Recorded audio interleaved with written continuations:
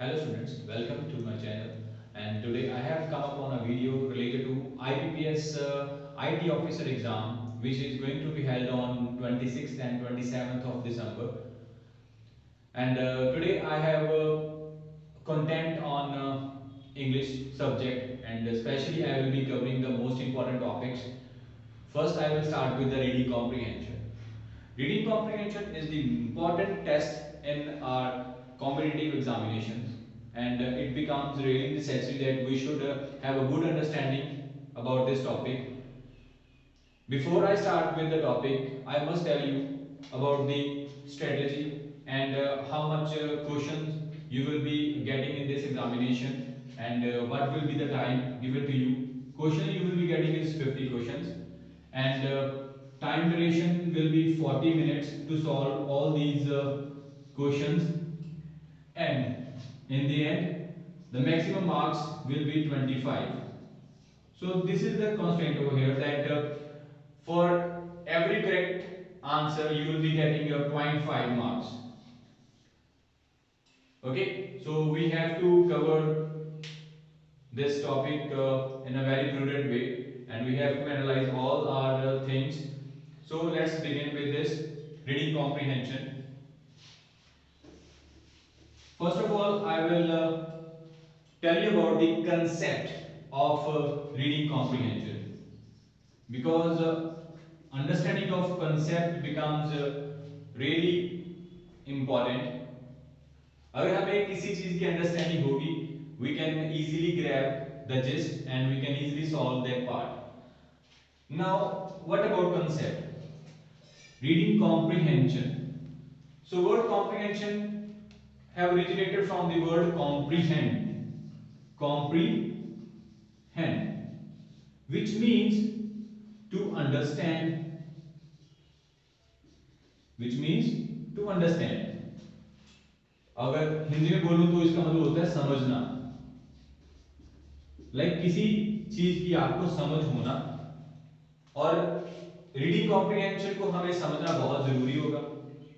और इसकी जो समझने की क्राइटेरिया क्या रहने वाला है, आपको क्या जानना पड़ेगा कि इसको कैसे हम समझें, और इसके ऊपर मैं आज बात करूंगा. इसके टिप्स के ऊपर बात करूंगा, टेक्निक क्या फॉलो करेंगे उसके ऊपर बात करूंगा. फाइन. कॉम्प्रिहेंशन में इंपॉर्टेंट पार्ट ये है कि you have to grasp the gist of the passage. आपको एक पैसेज दिया जाएगा और उसके ऊपर क्वेश्चंस होंगे, ऑप्शंस अवेलेबल होंगी, एमसीक्यू टाइप होगा. ठीक है, आपको क्वेश्चन रीड करना है और उसको अपने पैसेज में जाके चेक करना है, एंड उसके अकॉर्डिंग आपने आंसर लगाना है. ओके, सबसे पहले वहां पे आपको क्वेश्चन जो देखने को मिलेगा वो मिलेगा रीड द पैसेज केयरफुली. ठीक है, बट हमने वो चीज नहीं करनी. हमने पैसेज रीड नहीं करना है ऑन द फर्स्ट इंस्टेंट. क्या करना है वो आपको मैं बताऊंगा. First of all, just keep this in mind that grasp the gist of the passage and then answer the question accordingly. It might involve vocabulary and your sense of language. Okay, these things become really important while solving comprehension. अभी आपको बताता हूं मैं कि कौन कौन से किस टाइप का क्वेश्चन आपको देखने को मिल सकता है. ओके, क्योंकि ये एक आपके लिए कुछ इजीनेस लेके आ सकता है कि आपको कुछ पता चल जाए कि मैंने ऐसे सॉल्व करना है, ऐसा क्वेश्चन देखने को मिलेगा, उसके अकॉर्डिंग आप वर्कआउट कर सकते हो. फाइन, ये आपको एक थोड़ा सा अपर हैंड मिल जाएगा क्योंकि आपको थोड़ी सी अंडरस्टैंडिंग होगी तो इजीली आप करोगे, क्योंकि हमारे पास टाइम कंस्ट्रेंट भी है. फाइन, एंड मोर ओवर हमारे पास जो हमारे एग्जाम के टाइमिंग पीरियड है वो भी कम रह गए हैं. आज 25th और 6th 7th को आपका एग्जाम है, एंड आपको पता है कि हमारे पास दिन बहुत कम है. तो उसके अकॉर्डिंग हमको चलना पड़ेगा, हमें एनालाइज करना पड़ेगा, and we have to work accordingly. So on that part I think this thing will definitely help you. First type of question is simple interrogative. Simple interrogative. Simple interrogative इस type का question आपको देखने को मिल सकते हैं. जिसको हम बोल सकते हैं डायरेक्ट. ये डायरेक्ट भी हो सकते हैं. ओके, डायरेक्ट क्वेश्चन, डायरेक्ट बात की होगी, आपको इजीली पैटर्न में दिख जाएगा. सेकंड, सेम वर्ड जिसको हम सिनोनिम्स बोल देते हैं, या एंटोनिम्स, ऐसे क्वेश्चन भी आपको देखने को मिल सकते हैं, सिनोनिम्स और एंटोनिम्स। ठीक है, अभी इनसे क्या पता चलेगा आपको, कि आपको थोड़ी सी हेल्प हो जाएगी, आपको आपके माइंड में होगा कि हाँ मेरे को ऐसा क्वेश्चन देखने को मिल सकता है एग्जामिनेशन में। ठीक है, एक साइकोलॉजिकली आपको बेनिफिट मिल जाएगा। Third, title based question. Fourth, phrase या फिर टर्म, इनके ऊपर कोई पैसेज में से वो टर्म पिक कर लेंगे और उसको बोलेंगे इसका मीनिंग बताओ। ठीक है, ये तो हो जाएगा डायरेक्ट अप्रोच के साथ। ठीक है, ये वाले जो होंगे ये हमें लाइक इनडायरेक्ट अप्रोच अपनानी पड़ेगी, जिसको हम बोलते हैं इन्फ्रेंस। मैं उसके ऊपर भी आपको बताऊंगा कि क्या होती है वो चीज, एक फॉर्मूला डेवलप किया है, हम उसके ऊपर बात करते हैं, उससे आपको इजीली थोड़ा सा कंसेप्ट और क्लियर हो जाएगा। इट मींस कि जो पैसेज में बात चल रही है, हमने पैसेज की अंडरस्टैंडिंग और अपनी अंडरस्टैंडिंग लगाकर फिर ये क्वेश्चन को सॉल्व करना है। Got it? फिर से रिपीट कर रहा हूं, simple interrogative type of question, synonym antonym type of question, title based questions and phrase और टर्म अकॉर्डिंग टू क्वेश्चन, ऐसे क्वेश्चन आपको देखने को मिलेंगे। फाइन, अभी आप मैं बात करता हूं कि फॉर्मूला, कौन सा फॉर्मूला हम अप्लाई कर सकते हैं अपने कॉम्प्रिहेंशन को सॉल्व करने के लिए। I have given the name IEI method. Okay. First I stands for information. Information. E stands for elimination. And this I stands for inference.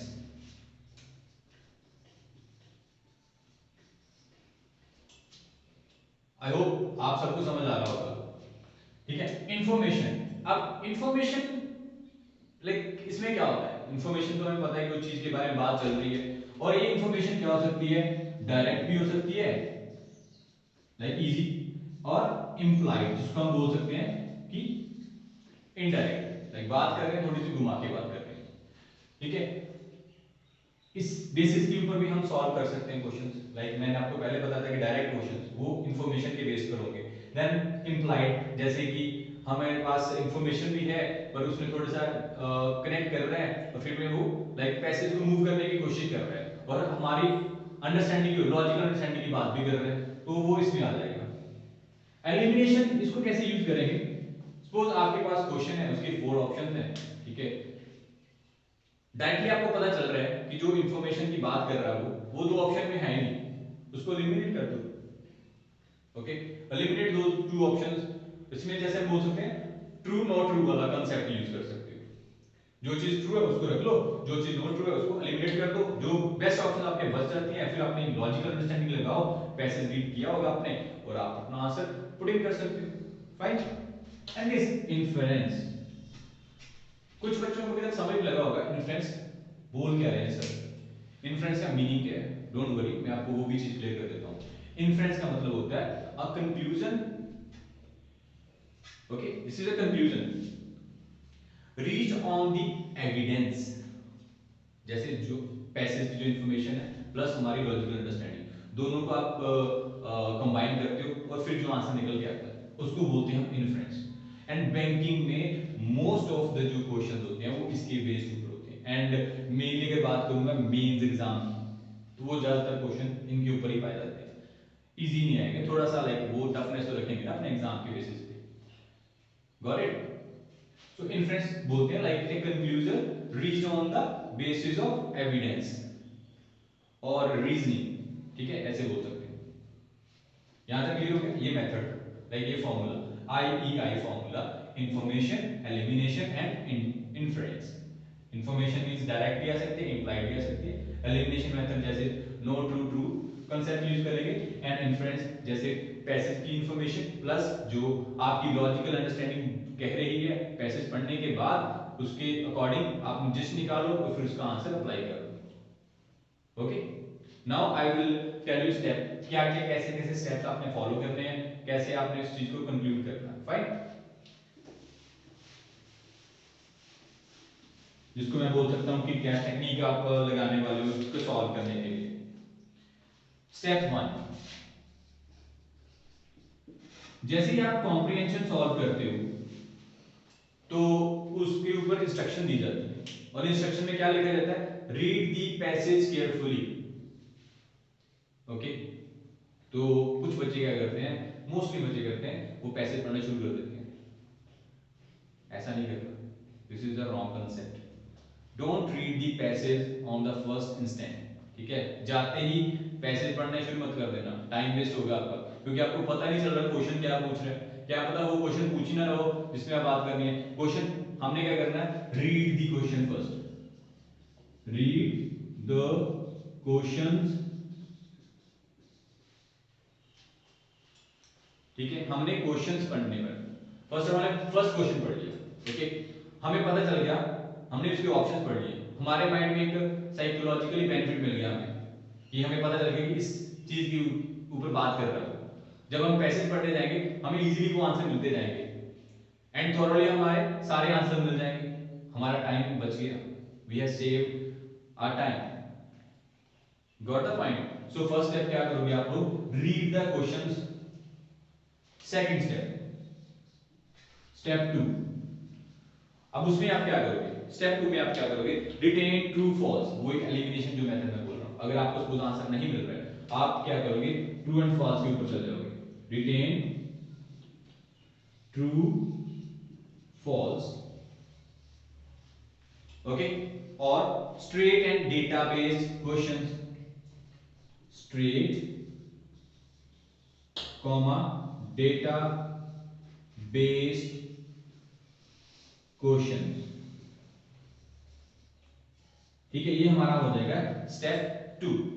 Retain true false, like true no true, जो जैसे भी आपको लग रहा है आप information पढ़ रहे हो, जो आपको ट्रू लग रहा है उसको आप अंडरलाइन कर लो, कीवर्ड्स रख लो साथ में, एंड जो आपको लगता है कि ये पैसेज अकॉर्डिंग चल रहा है उसको एलिमिनेट कर दो। इजी होगा थोड़ा सा।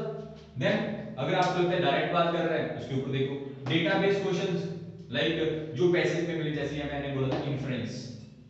ठीक है, वो चीजें अप्लाई करो। स्टेप 3, स्टेप 3 में क्या आएगा, underline answers for questions written, underline answers for questions retain.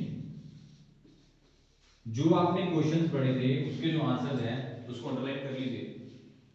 Okay, क्योंकि आपके लिए इजी हो जाएगा, जो आप रीड कर रहे थे आपको पता चल जाएगा क्या आंसर आपने ढूंढा है, क्वेश्चन के साथ मैच कर रहा है या नहीं कर रहा। ओके, एंड फाइनल स्टेप जो मैंने आपको बताया, जो formula, okay, use IEI method. आप इस मेथड को यूज करना शुरू करो, एक बार यूज कर लो। अगर आपको डायरेक्टली आपके आंसर मिल रहे हैं दैट इज वेरी गुड। अगर आपको लगता है कि आंसर फाइंड आउट करने में आपको कुछ दिक्कत आ रही है तो use this method IE, information elimination inference method. Like हमने एक्यूरेसी के ऊपर काम करना है, हमने ये नहीं कि सॉल्व कर दिया सर मैंने 10 के 10 सॉल्व कर दिए, 10 के 10 सॉल्व नहीं करो, मैं नहीं बोलता 10 के 10 सॉल्व करो। अगर 10 में से आपके 7 आंसर करके आ रहे हो और 7 के 7 ही आपके करेक्ट हैं और मच बेटर। ओके, मैं आपको ये भी बताऊंगा कि कैसे आंसर्स आपने स्किप कर देने हैं, कैसे क्वेश्चंस आपने स्किप कर देने हैं, कैसे क्वेश्चंस आपने सॉल्व करने हैं। फर्स्ट ऑफ ऑल, जो टाइटल बेस्ड क्वेश्चन होते हैं उनको तो आप रहने देना, क्योंकि उसमें हमें कंफ्यूजन हो सकती है।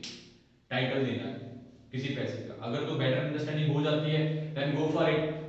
ओके, नहीं तो जो पहले डेटाबेस क्वेश्चन है उनके ऊपर काम करो, सिनोनिम इंटोनिम है उनके ऊपर काम करो, फ्रेज है उनके ऊपर काम करो, वो इजीली सॉल्व हो जाएंगे। उनके ऊपर हम इन्फ्रेंस वाला मेथड अप्लाई कर सकते हैं। Got the point.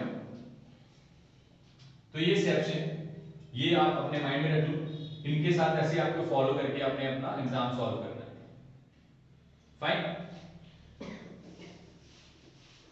अभी बात आती है कि और क्या चीजें सर दिमाग में रखें कि हमारा जो एग्जाम में थोड़ा इजी लगे, कॉम्प्रिहेंशन सॉल्व करना इजी लगे।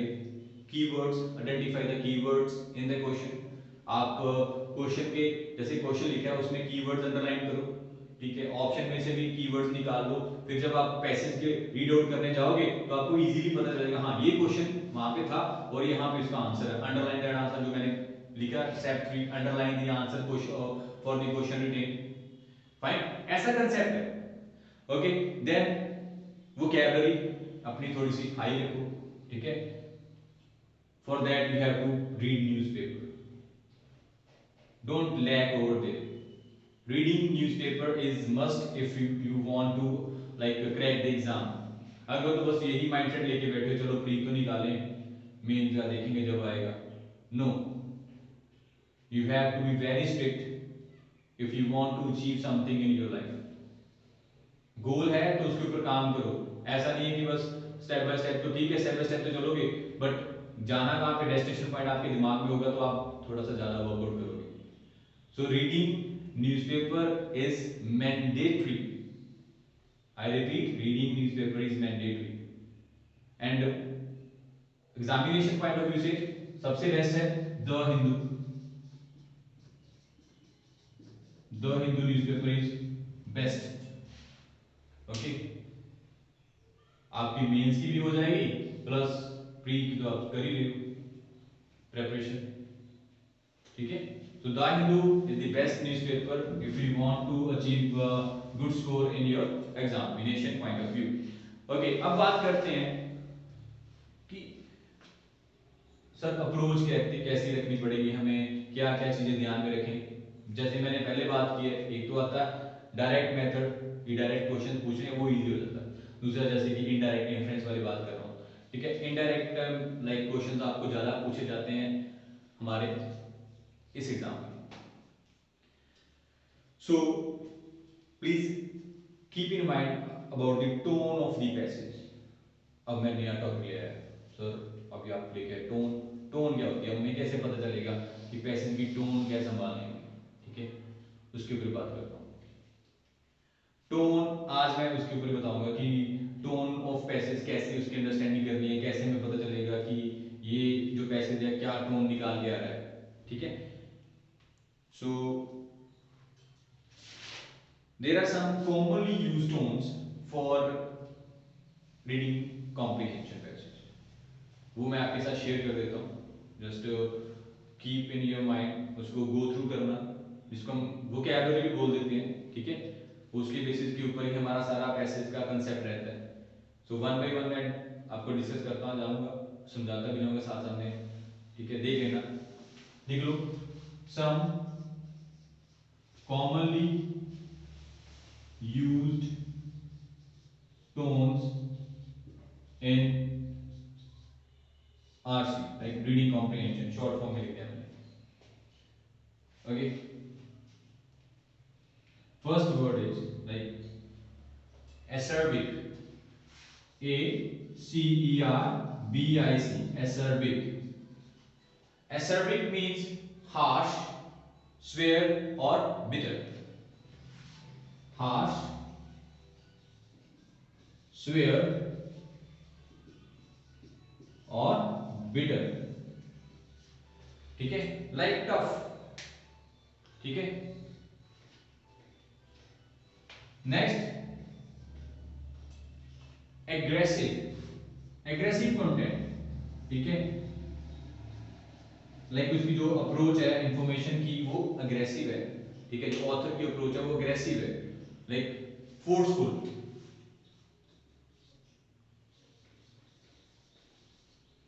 ठीक है। किसी चीज के ऊपर फोर्सफुली वो बात कर रहा है तो वो कौन सी अप्रोच है, कौन सी टोन अप्लाई कर रहा है, वो कर रहा है एग्रेसिव टोन। टोन की अंडरस्टैंडिंग बहुत जरूरी है रीडिंग कॉम्प्रिहेंशन में, ठीक है। कुछ नई चीजें लग रही हैं आपको समझने में, थोड़ा सा टाइम लगेगा बट एक बार इस चीज के ऊपर आपने वर्कआउट कर लिया तो फिर आप लैग नहीं करने वाले हो, कॉम्प्रिहेंशन आप ऐसे सॉल्व करोगे। Then third is apathetic.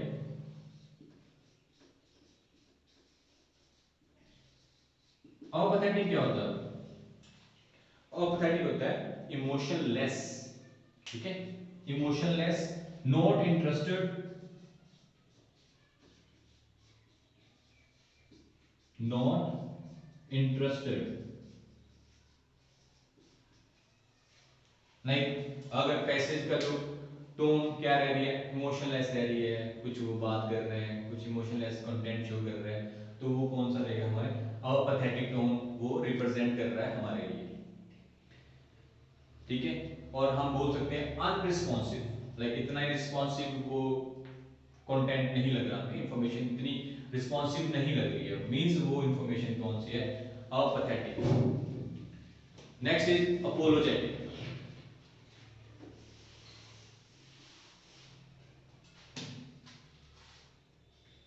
Fourth one is apologetic.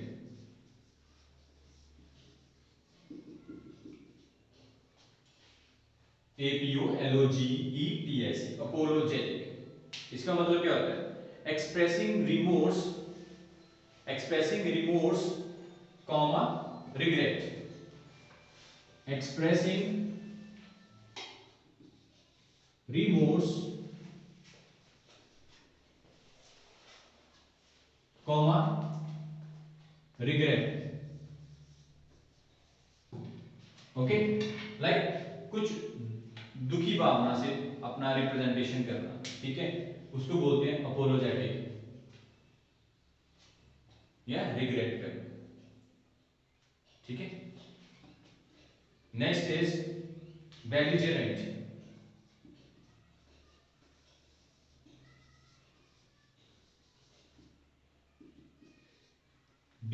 BELLIGERENT, belligerent means hostile, aggressively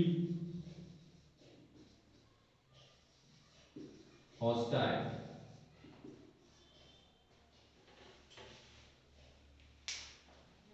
जैसे सपोज एग्जांपल दे देता हूं कि बॉस ने मीटिंग बुलाई और बॉस का जो मूड था वो बहुत ही ज्यादा अग्रेसिव था। ठीक है, ये एक एग्जांपल दी मैंने आपको। ठीक है, तो उसमें बोल सकते हैं the mood of our boss in today's meeting was belligerent, like this. So like अगर जो हमारा कंटेंट, हमें इंफॉर्मेशन जो दी जा रही है वो बेलिजरेंट है, उसकी टोन कैसे है, पैसेज की टोन कैसे जा रही है, वो बेलिजरेंट है, तो समझ लो उस चीज को कि वो किस वे में बात कर रहा है। आपका फिर माइंडसेट उसके अकॉर्डिंग वर्कआउट करना शुरू कर देगा। ठीक है, एंड कॉम्प्रिहेंशन की जो आपकी क्वेश्चन है उसको आप उसके अकॉर्डिंग ही सॉल्व करिए, क्योंकि हमें पैसेज की समझ होना बहुत जरूरी है। मैंने स्टार्टिंग में बताया था कंसेप्ट में कि कॉम्प्रिहेंशन का मतलब भी क्या है, टू अंडरस्टैंड। टू अंडरस्टैंड का मतलब क्या होता है, समझना। तो हमें समझना बहुत जरूरी है कि टोन क्या जा रही है। ओके, इसके ऊपर काम करना बहुत ही ज्यादा इंपॉर्टेंट है। नेक्स्ट आ जाता है बायस्ड। बायस्ड, ओके,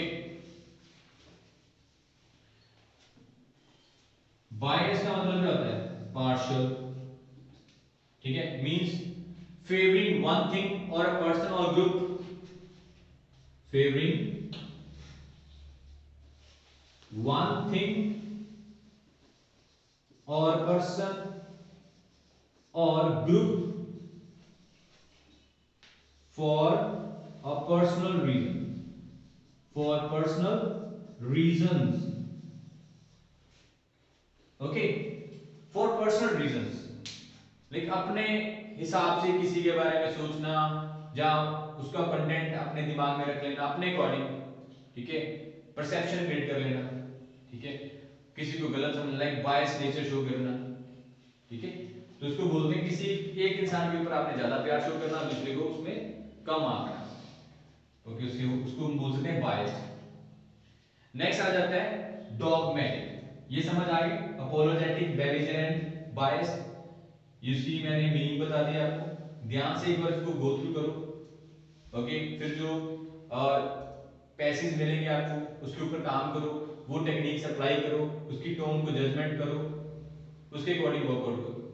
ये सब चीजों का आपको ध्यान रखना पड़ेगा। जो मैं आज आपको टोन्स करवा रहा हूँ, एक बार एग्जाम में ऐसे आ चुकी है। ठीक है, मैंने भी वर्कआउट किया है, ऐसे ही वो चीजें आपके लिए मैं लेके आया हूँ, जिससे आपको काफी ज्यादा इजीनेस हो जाएगा। अब है डॉगमेटिक। डॉगमेटिक का मतलब क्या है, asserting opinion in an arrogant manner. Asserting opinion in an arrogant manner. Like opinion रखना but in a rude way. Okay, arrogant का मतलब होता है rude. तो dogmatic approach हो जाएगी वो. Like asserting opinions in an arrogant manner. Like rude way के साथ किसी चीज की representation करना. Opinions रखना. Okay, वो कौन सी tone हो जाएगी? Dogmatic tone. Next आ जाता है emotional. Emotional. Emotional क्या है? Easily affected by feelings. Easily affected by the feelings, actuated by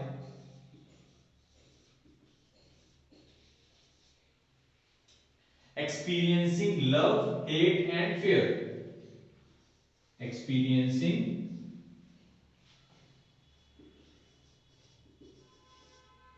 love, hate and fear.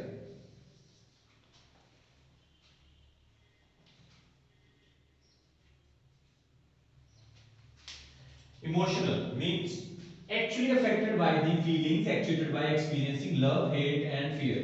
प्यार में होते हैं तो हमारी फीलिंग्स जाती है ना, तो वो इमोशंस हमारे बाहर आते हैं. ठीक है, डर के साथ इमोशंस बाहर आते हैं. अगर कोई नफरत करे तो भी हमारे इमोशंस बाहर आते हैं. तो वो क्या होता है? Emotional. Emotional content, emotional information. अगर कोई बात करते हैं या कोई इंफॉर्मेशन हम थ्रू कर रहे हैं, ठीक है, वो किस वे में कर रहे हैं? इमोशनली कर रहे हैं, तो वो इमोशनल कंटेंट, इमोशनल टोन हो जाएगी हमारी. ठीक है, इजी. Next ethical. बहुत अच्छा वर्ड है एथिकल. ये क्लियर हो गया आपको? नेक्स्ट आ जाता है ethical.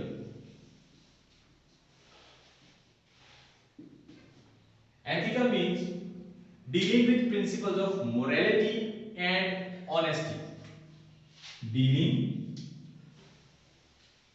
with the principle of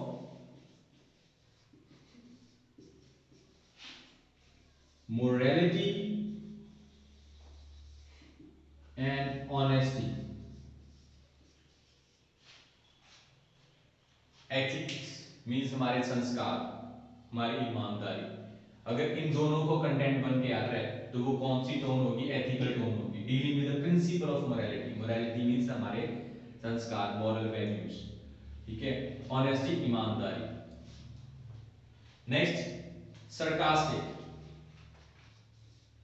ये काफी ज्यादा वर्ड आपने सुना होगा, काफी ट्रेंडिंग है आजकल. सरकास्टिक जिसको हम बोलते हैं टॉन्टिंग. टॉन्टिंग वे में कोई बात कर रहे हैं तो वो सरकास्टिक हो जाएगा. या फिर हार्श, थोड़ा सा लाइक ब्लंट, डायरेक्ट बात कर रहे हैं. ठीक है, उसको हम बोलते हैं सरकास्टिक मैनर.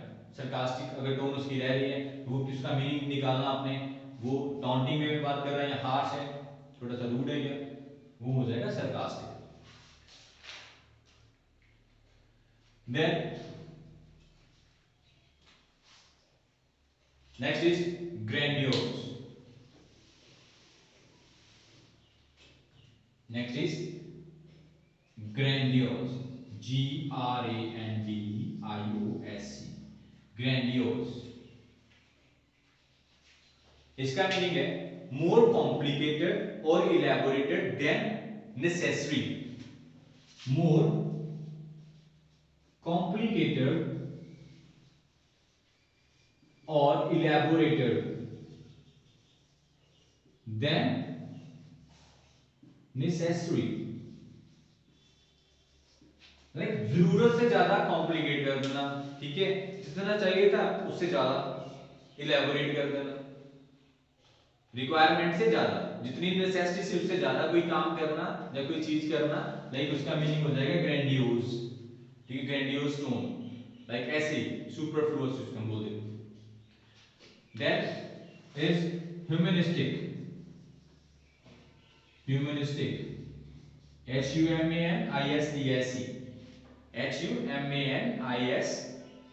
Humanistic. Humanistic. इसका मीनिंग क्या रहता है?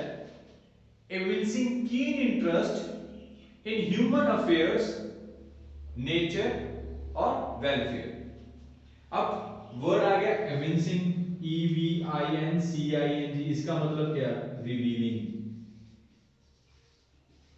शोकेस कर, रिवील कर, revealing keen interest, keen interest in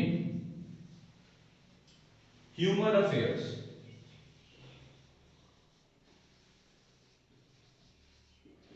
comma nature and welfare. Welfare means भलाई के कामों के लिए बात करना, जब उसमें अपना इंटरेस्ट शो करना, ठीक है, वो हो जाता है ह्यूमनिस्टिक. लाइक रिवीलिंग, अपना एक अपने पार्ट शो करना है, अपनी ऐसी इंफॉर्मेशन थ्रो करनी है जिसमें क्या शो हो रहा है हमें कि वो ह्यूमनिस्टिक अप्रोच शो कर रहा है. लाइक नेचर के फेवर में बात कर रहा है, ह्यूमन अफेयर के फेवर में बात कर रहा है, या उसके वेलफेयर के लिए बात कर रहा है, तो वो टोन क्या हो जाएगी? वो टोन हमारी हो जाएगी ह्यूमनिस्टिक टोन. Got it? यहां तक समझ आ गई? फाइन. नेक्स्ट आ जाता है humorous. Humerus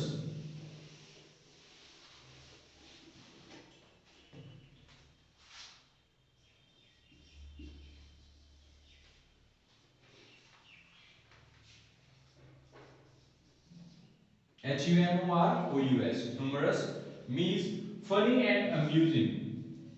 Funny and amusing.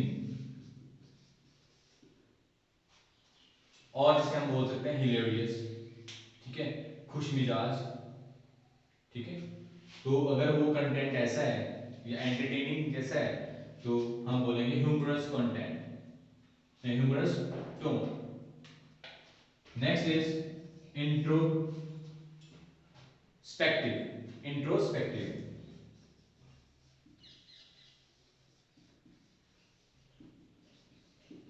Introspective tone. Introspective क्या है?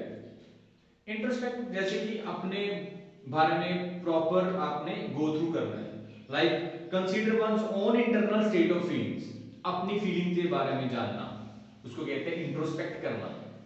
Word is introspect. लाइक अपने बारे में जानना, अपनी बुराई अपनी अच्छाई के बारे में जैसे जानना हो तो बोल सकते हैं इंट्रोस्पेक्ट योरसेल्फ फर्स्ट. अपने बारे में जानो पहले, इंट्रोस्पेक्ट योरसेल्फ. तो यहाँ पे टोन क्या है? Introspective means consider one's own, consider one's own internal state of feeling. Internal like अंदर, internal state of feeling. अपने मन की व्यस्तता को जानना. ठीक है, तो उसको बोल सकते हैं इंट्रोस्पेक्टिव. बहुत अच्छा वर्ड है. Next word is nostalgic. Nostalgic जैसे जो लोग वर्किंग है, ठीक है, जो घर से दूर रह के काम कर रहे हैं, सो वो इस वर्ड को इजीली समझ आएंगे. Nostalgic like sentimental about the past. ठीक है, हम बोलते हैं ना कि today I am feeling nostalgic. आज मेरे को घर वालों की याद आ रही है, आज मेरे को अपने घर की याद आ रही है. So we show this feeling, this is nostalgic. Tone हमारी ऐसे हो जाती है. इसका मीनिंग है sentimental about the past. Sentimental about the past. जैसे हमें अपने अचानक अपने चाइल्डहुड मेमोरीज के बारे में अगर बात करनी पड़ जाए तो हम थोड़े से नॉस्टैल्जिक फील करना शुरू कर देते हैं ना, कि क्या वो दिन थे. स्कूल टाइम के बारे में सोचते हैं तो वो भी हम नॉस्टैल्जिक हो जाते हैं.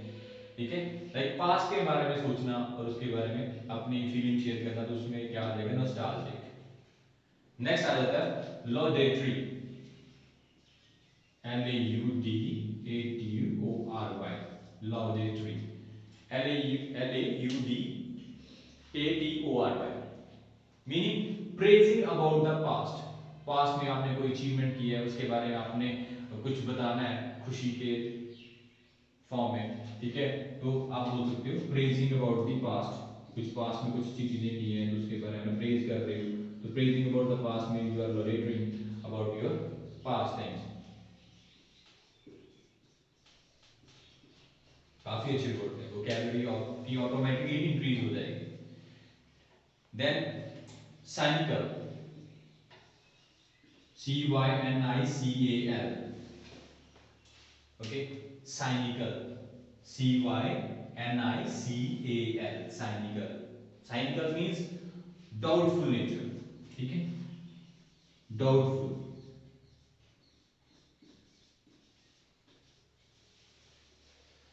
जैसे किसी चीज को आपकी समझ नहीं आ रही है तो वी स्टार्ट क्वेश्चनिंग ना, ये कैसे हुआ, ये क्यों हुआ, like we doubtful about anything. किसी चीज के बारे में डाउटफुल हो जाते हैं, वो हमारी टोन क्या हो जाती है, साइनिकल। Got the point. ये सब थी tones, okay, these are commonly used tones for reading comprehension. फिर से मैं टोन के बारे में बताता हूँ। टोन रेफर क्या करती है, tone refer to the feeling. जैसे ये सारे जो हमने वर्ड्स किए थे, हमारे फीलिंग्स, हमारे इमोशंस के बारे में बात कर रहा है। So tone refers to the feeling और emotions expressed by the author toward an issue. किसी एक इशू के बारे में ऑथर अपनी फीलिंग्स या अपने इमोशंस शो कर रहा है तो होती है टोन। पैसेज की अकॉर्डिंग बात करें, okay, then like it could be encompass style of writing। उसके राइटिंग पार्ट के ऊपर भी हम जा सकते हैं कि उसकी राइटिंग कैसे चल रही है, okay. So this is all about that tone of reading comprehension. आपको पैसेज मिल जाएंगे होमवर्क के लिए, आप उसको गो थ्रू करो, ये टेक्निक्स उस पर अप्लाई करो, ठीक है। अगर नहीं समझ आ रहा तो वीडियो को बार बार देखो, ठीक है, समझो एंड देन उसको फॉलो करो। Because again I am telling you, reading comprehension is really important part of our competitive exam, and if you really want to improve it, start working on these techniques, and above all start reading newspaper. Once again I am telling you guys, reading newspaper is compulsory, okay, if you really want to crack the exam. So please work on it. I am with you guys only. I will help you in every part of this examination, and we will definitely achieve a good milestone. Just keep working, start working hard, work smartly, okay. Okay then, thank you. Watch this video till the end, and make sure you learn and you grasp all the things in a prudent way, okay। Intelligently इसके ऊपर काम करो, ध्यान से देखो, repeat mode पे देखो। अगर कोई चीज नहीं समझ आ रही आप पूछ सकते हो मेरे को, ठीक है, कमेंट सेक्शन में भी बात कर सकते हो, उसमें बताओ मेरे को, रिव्यूज दो अपने, ओके। चलो फाइन, थैंक यू, बाय।